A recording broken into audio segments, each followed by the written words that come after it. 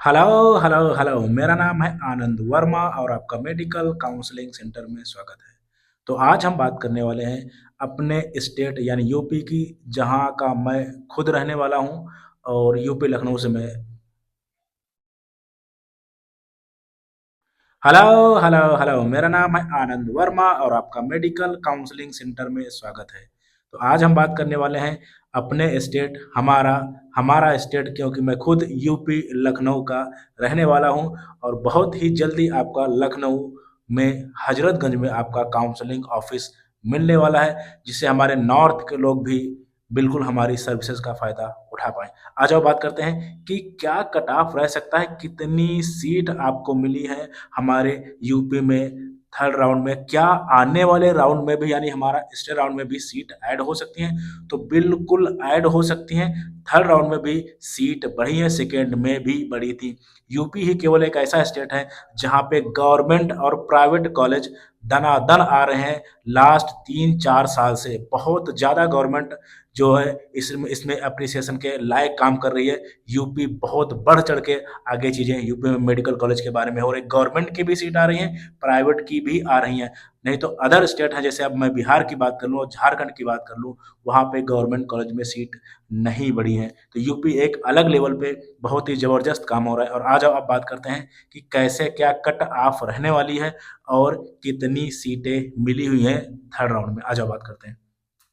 तो सबसे पहले बात करते हैं हमारा जीएमसी अमेठी, जो कि पहले आ चुका था। 50 सीट की बात हो रही थी, लेकिन अभी 50 सीट और मिल गई हैं। यानी हमारा गवर्नमेंट मेडिकल कॉलेज में आपकी 100 सीट अमेठी में हो गई हैं। बहुत खुशखबरी वाली बात है। और दूसरा अगर मैं बात करूं, हमारा केएमसी जो मेडिकल कॉलेज है, प्राइवेट मेडिकल कॉलेज है, इसमें 150 सीट थी, अभी 200 हो गई हैं, यानी 50 सीट इसको भी मिल गई हैं थर्ड राउंड में। और अगर नेक्स्ट मेडिकल कॉलेज की बात करूं, जो कि प्राइवेट मेडिकल कॉलेज है, जिसका नाम है श्री सिद्धि विनायका, जिसका जो है 50 सीट, जो कि लास्ट ईयर का में भी कॉलेज है, उसमें 100 सीट आई हैं। यानी इसमें मान के चलो 1.5 सीट हो गई और आपकी 100 सीट आई हैं। यानी आपके थर्ड राउंड में अभी तक आपकी 200 सीट ऐड हो चुकी हैं, जिसमें 50 जो है 50 आपकी जो है 50 आपकी गवर्नमेंट मेडिकल कॉलेज में और 150 आपकी जो है प्राइवेट मेडिकल कॉलेज में सीट ऐड हुई हैं। और अब जो है पुराना थोड़ा सा सिनेरियो मैं देखता हूँ, जो कि सीट मैट्रिक्स के हिसाब से था। अगर प्राइवेट मेडिकल कॉलेज में थोड़ा सा पुराना डाटा अगर मैं उठाऊं, हालांकि ये सीट हैं अभी, ठीक है, इनको भी इंक्लूड करना पड़ेगा, ये तो बड़ी हैं। पुरानी सीट कितनी थी? तो अगर प्राइवेट मेडिकल कॉलेज में बात करूं तो 401 जो है पुरानी सीट आपकी हैं, बिल्कुल अभी वैकेंट है। और बात करें गवर्नमेंट मेडिकल कॉलेज की, तो 136 सीट गवर्नमेंट मेडिकल कॉलेज में वैकेंट हैं। और ये अच्छा खासा अमाउंट है अगर मैं प्राइवेट कॉलेज की बात करूं, ठीक है। तो अगर मैं total government medical college seat की बात करूं तो 186 हो जाएंगी। क्यों? क्योंकि 136 और 50 जोड़ दोगे तो 186 गवर्नमेंट मेडिकल कॉलेज में सीट हो जाएंगी। और प्राइवेट मेडिकल कॉलेज में अगर 401 और आप ये जो है आपका 150 जोड़ दोगे, देन आपका 601 हो जाएगा। और अगर टोटल करोगे यानी गवर्नमेंट और प्राइवेट मेडिकल कॉलेज में कितनी सीट आ सकती हैं, तो 787 सीट आ सकती हैं। लेकिन अभी अपग्रेड रिजाइन ऐसा कुछ भी नहीं पता चला है। यानी आपके अगर मैं बताऊं तो 787 प्लस इससे सीट ज़्यादा ही आएंगी। और हाँ, क्या अभी भी सीट आ सकती है? इसके अलावा बिल्कुल अभी हमारा वाराणसी का एक कॉलेज रेडी हो रहा है, हालांकि मुझे बोलना नहीं चाहिए जब तक नहीं आ जाता है। अभी और कॉलेज आ सकते हैं, गवर्नमेंट और प्राइवेट। अभी यूपी अलग ही जो है जोन में चल रहा है। तो बिल्कुल देखो, बोल दिया ना, 787 सीट से ज़्यादा सीट आएंगी। मे बी ये 1000 के आसपास हो जाए लास्ट तक। और 1000 अगर सीट आ गई तो हिस्ट्री हो जाएगी, बहुत अच्छी सीट है, ठीक है।